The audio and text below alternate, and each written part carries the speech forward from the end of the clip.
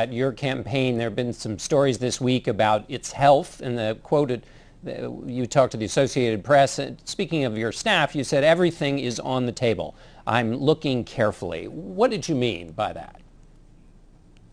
I mean, I want to make sure that we're doing everything that we can do to make sure that the American people absolutely recognize the choice that they have.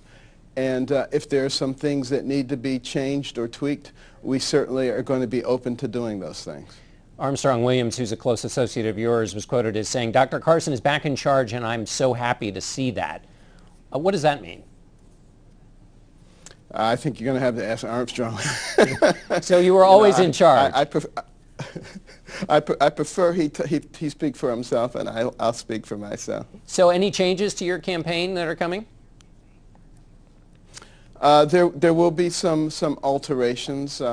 You know, we've been looking in every particular area. One thing I want to do is have a much more robust response to attacks, particularly when they are false. And you know, we've kind of taken a nonchalant attitude toward that. I think that's the wrong thing to do. So you'll see much more aggressiveness in that region. Since we're looking back at 2015, any attacks that you let go by that you'd like to correct here from the last year?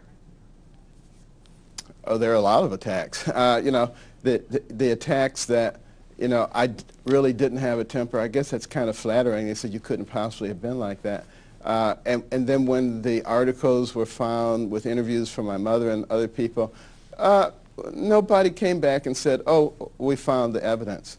You know, with the West Point story, you know, nobody indicated that, in fact, General Westmoreland was there in February for Congressional Medal of Honor dinner, which is what I said.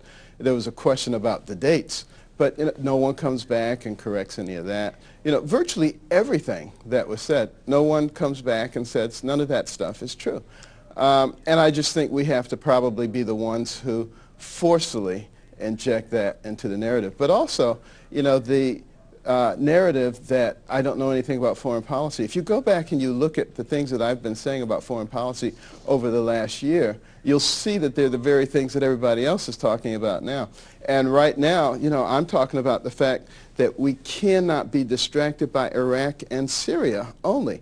We need to recognize what's going on in Libya. Libya represents an incredible caliphate for them. It has a lot of oil, and you go north across the water, you're into southern Europe. You go south, you're into Chad and Sudan, Niger. You know, demonstrations